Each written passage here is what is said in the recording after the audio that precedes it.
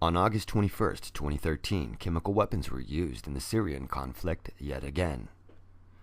Western powers, the US and France in particular, enthusiastically didn't hesitate for even a moment to take advantage of this tragedy, decreeing it as a crime against humanity and using it as a springboard to announce their preparations for military strikes against the Syrian government. Make no mistake, this was a crime against humanity. But the gas was not used by the Syrian government. It was used by the NATO-backed rebels. In this video, we're going to show you definitive evidence to support this claim, and we're going to explain the US and NATO's motive for committing such an atrocity. The leaked documents that we're going to be presenting here are available for you to download yourself. Well, now, in order to really understand this event, we need to look at it in context. The United States has had Syria and Iran in their crosshairs for a long time. The plans for these wars have been in the works for over a decade. We're going to show you definitive evidence to support this claim, and we're going to explain the US and NATO's motive for committing such an atrocity. If you don't submit to control, if you're a radical, you're less likely to be loved. You're less likely to be loved. You're less likely to be loved. You're not fitting in with society. You're viewed as an outsider. So there's a lot of social prohibitions about the outsider and the person who's going to upset things. From the time we're very young, we're taught to, worship authority basically because that's our key to survival as young children. But as adults, we never go through the rites of passage that tell us how to methodically think for ourselves, and thus we're always in a state of extended adolescence. We're always in a state of extended adolescence. We're always in a state of extended adolescence. The US government doesn't like to present its wars as empire building. They prefer to paint themselves as defenders of democracy and human rights. To accomplish this little public relations sleight of hand, they have proven time and time again that they're willing to flat out make stuff up, and they're willing to kill thousands of people to advance their political objectives. We saw a blatant example of this in the Iraq war, where they tried accusing Saddam of still harboring the chemical weapons that the US had provided him in his war against Iran. Even back in the 80s, the US was trying to take out the Iranians. They didn't like the fact that their puppet, the Shah, had been ousted in '79. Tonight, O'Neill, who is known for speaking his mind, talks for the first time about his 2 years inside the Bush administration. Contrary to how we practice politics today in this country, there is some market for the truth. Their personal accounts of meetings with the president, their notes and documents. You interviewed how many other people? Oh, hundreds of people. Hundreds? Hundreds of people. How many other cabinet members? Several. Let's just say several. But O'Neill is the only one who spoke on the record. Didn't someone in this administration, high up, call him on the phone and warn him not to do this book? Yes, Don Rumsfeld. And as Wesley Clark pointed out, the end game is still Iran. For a long time, they tried going after Iran directly by accusing them of building nuclear weapons, but this line of worn-out propaganda fell apart when elements within the CIA and Mossad came forward stating that there was no evidence that Iran even intended to build such a weapon. You can only cry wolf so many times before people start rolling their eyes. Even sheeple. So these chicken hawk neocons switched strategy and decided to go after Syria to get to Iran. They know that Syria and Iran have a mutual defense agreement, and if NATO forces enter Syria, Iran will be drawn into the fight. Rather than attacking Syria directly, the US and NATO have been running a proxy war by arming and funding Syrian rebels, aka the FSA, funneling these resources through their allies into the region. To obscure the source of this support, Qatar has been used in the purchase of weapons from countries like Sudan and then route them to Syria via Turkey. I'm jumping off the article for a second. Remember, folks, I make the video about Malik Obama, Barack Obama's brother, and him being tied with not al-Assad, but al-Bashir, Omar al-Bashir. Qatar is a close military ally of the U.S. They provide tank support in the Gulf War of '91, and Qatar served as the U.S. Central Command headquarters during the U.S. invasion of Iraq in '03. Fast forward to January of 2013, when it was revealed that emails and a large quantity of sensitive documents from Britam Defence, a UK-based military contractor, were leaked by a hacker. a Malaysian hacker. They didn't add. These documents exposed a proposal coming from Quatar to launch a false flag chemical weapons attack in Syria and blame it on Syrian government. According to the documents, the plan had the full support of Washington and an enormous sums of money had been offered for the project. We've got a new offer. It's about Syria again. Qatar is proposing an attractive deal and swears that the deal is approved by Washington. We'll have to deliver the CW to Homs. That's a chemical weapon. A Soviet-origin G-shell from Libya, similar to those that Assad should have. They want us to deploy our Ukrainian personnel that should speak Russian and make a video record. Frankly, I don't think it's a good idea, but the sums proposed are enormous. Your opinion. Kind regards. David. The person sending the email was David Golding, the managing director of Britam. The addressee was Philip Doughty, dynamic director and founder of Britam Defense. By accessing the servers, the hacker was able to obtain scans of Doughty's passport, resume, as well as the passports of the Ukrainian operatives that the email suggested should be used to carry out the attack. The leak also included hundreds of other documents containing detailed financial operations information for Britam Defense, including scores of signed contracts, weekly assessments, and incident reports for projects in multiple countries. Among these were details regarding a contract with Saudi Arabia to help prepare their forces for a war with Iran. The leaks also depicted a tight business relationship with the infamous war profiteer Halliburton. The documents acquired by this hacker were not easy to come by. Most of the places where they were uploaded were taken down very quickly without explanation. However, we managed to get the files and we've spent some time analyzing them. After investigating this time, it's very clear to us that they are real. But don't take my word for it. Just take a look in the description for the download link and go verify for yourself. The leak was never mentioned by the mainstream media at all in the United States or Europe. There was no investigation whatsoever, even though what was being discussed here was clearly plans to commit a war crime. 3 months passed, and on March 19th, sarin gas was used in Syria near Aleppo. Israel and the U.S. promptly blamed the Syrian government for the attacks, even though many of those who were killed were Syrian government soldiers. Obama began talking about the event as a red line that had been crossed, and the warmongers began their saber-rattling in earnest. However, the UN insisted on investigating the issue themselves, and on May 6, 2013, UN investigator Carla De Ponte went public stating that evidence from the investigation indicated that it was Syrian rebels that had used the sarin gas, and that there was no indication that Syrian government had launched any chemical attacks whatsoever. Russia's UN ambassador agreed with Del Point after Russian experts visited the location where the projectile struck and took their own samples of material from the site. Those samples were then analyzed at a Russian laboratory certified by the Organization of Prohibition of Chemical Weapons. According to lab results, they found that the presence of hexogen, utilized as an opening charge, and which is not used in standard munitions, pointed to the attack being launched by the rebels. Rather than cover this development, the mainstream media did what they always do when they don't want the public to look at something.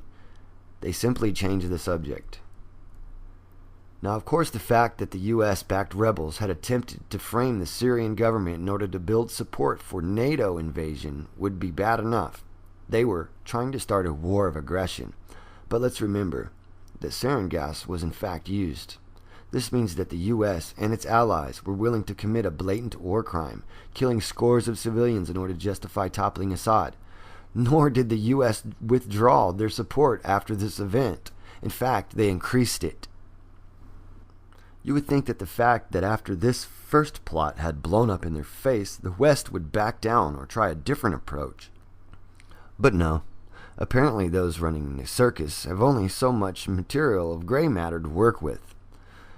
In July, the U.S. began openly discussing kinetic strikes against Syria, as if their lies hadn't been exposed. This, of course, bringing us to the attack on August 21st, 2013. They were attempted once again to frame the Syrian government for the use of sarin gas, and once again they got caught. The first wave of media coverage tried to pin the attack on the Syrian government, and then US and France instantly came out condemning Assad. By August 24th, the Pentagon had already announced plans for the missile strikes, but even as they did, their story was already falling apart again. The Syrian army came forward that same day with footage to back up their report that they had uncovered a massive chemical weapons cache in the rebel tunnels in the Damascus suburb of Jubar. This is the exact neighborhood where the chemical attack took place. The Syrian government version of events is backed up with several other key bits evidence. 1. On May 31st, 2013, security forces in Turkey found a 2-kilogram cylinder filled with sarin gas after searching the homes of Syrian militants. 2. On July 7th, the Syrian army went public about a chemical lab they had found belonging to the rebels in the city of Banais. 3. We already have documents clearly showing that the U.S. was backing a plan to frame the Syrian government with chemical weapons. All of this clearly shows that the rebels had the means and the intent. However, the most obvious variable in this equation is motive. The only parties that benefit from launching this attack are the Syrian rebels, the U.S. and its NATO allies. The Syrian government knows full well that the U.S. and NATO have been looking for any excuse to invade. The last thing they want to do is hand them that excuse. The rebels, on the other hand, have already been caught committing brutal atrocities, and they've already been caught creating fake video of civilian casualties. The clip you are watching right now is one of the most obvious examples. This chemical attack launched on August 21st fits with their previous pattern. Obviously, you're not watching that video right now. I'm reading their article, but you'll end up watching it, I'm sure, if you haven't already, once you get to their webpage or whatever. The rebels further exposed their hand when 2 days after the attack, they released a video statement vowing to strike back with any and all means. They claim to have had access to chemical weapons, and they stated that they are now intending to use them in the conflict with zero reservations from this point forward. Essentially, they are using their own crime as a pretext to openly start using chemical weapons in combat. Psych 101, right? The stakes in this cover-up are high. Both Russia and China have openly sided with Syria and Iran. The Russians have warned that thermonuclear war could result if the U.S. continues down this path. That's an outcome that's too horrific to even contemplate. However, even if the worst-case scenario is averted, this is still a matter of life and death for the Syrian and Iranian people. If the U.S. invades, a lot of civilians are going to die. Their situation is not going to be improved by the U.S. attacking any more than it was in Iraq or any of the other countries that we've toppled. We have to do everything in our power to stop this. Please don't just treat this like a bit of entertaining political drama. Please help us get this information out to everyone, especially to the military. Share this to Facebook, to Twitter, post it to your website. Download those documents, put them on a disk with this video, and hand them out on the streets. If you're in the military and you find this video, please send it to your commanding officer and to everyone you trust in your unit. If you're afraid of being punished, then find a way to send it anonymously. Hundreds of people were killed in these attacks. Many of them were children. The U.S. government was behind it. If you're a parent, imagine what that would feel like if it were your son or daughter that had been slaughtered to forward the political objectives of these psychopaths. Think about it long and hard, because these things have a way of coming home to roost. Then I'm going to give you guys all these links that they provide in this article. This one's dead, I know that. I'm going to leave it to you anyway, but just to show you that it was there. I found it. It's other places, so don't worry. You're still going to find it. All you got to do is leaked Britain Defense Syria documents. You just fucking use that part and put it in your search bar, and you'll find it. Like I did. I'm already doing a lot here with this, so I'm going to give you all these links. 2. Chemical weapons confirmed in Syria conflict. 3. U.S. helped Saddam as he was using chemical weapons on Iran. The 4th one, CIA and Mossad both say Iran hasn't even made the decision to seek a nuclear weapon. Iran and Syria confront U.S. with defense pact. Iran already sending troops into Syria. The proxy war in Syria. The U.S. funneling weapons to rebels through Qatar. There's two there. One from The Guardian, one from Boston Globe. Russia opposes arming militants in Syria. Press TV. Russia warns Syria. Iran crisis may go nuclear. Reuters. UK, Qatar plot to frame Syria for chemical weapons. Press TV. The March 19th, 2013 Sarin attack. Israel and the U.S. blame Assad. ABC News. Obama's red line. Telegraph. UN launches their own probe. Reuters. According to the UN investigation, the March 19th chemical weapons attack turned out to be committed by the rebels. The BBC. Russia agrees. Reuters. The August 21st, 2013 chemical attack. Syrian soldiers enter rebel tunnels, find chemical agents. Reuters. Video from attack apparently shows the rocket were small and primitive.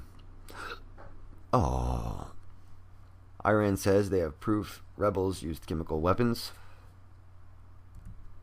Turkey finds sarin gas in home of suspected Syrian Islamists. FSA says they're going to use chemical weapons from now on.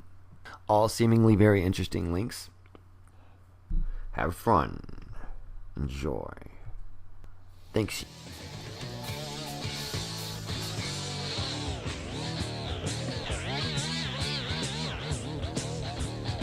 Would you get going, you pirate?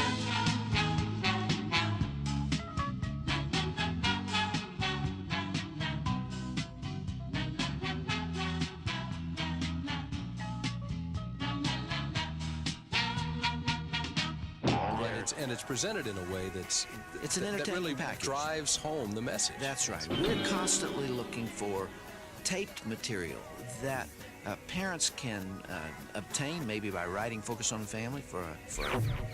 I recommend that if you do obtain this tape for your kids, and they won't listen to it, wrap it in a $5 bill and leave it on the pillow, and consider that a pretty inexpensive counseling session. If you can get an hour.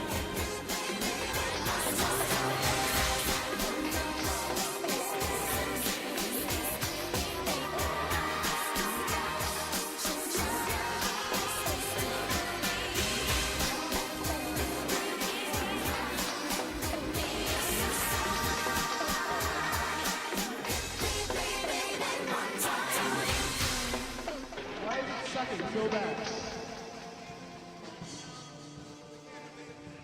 Let's play something else. That just sucks.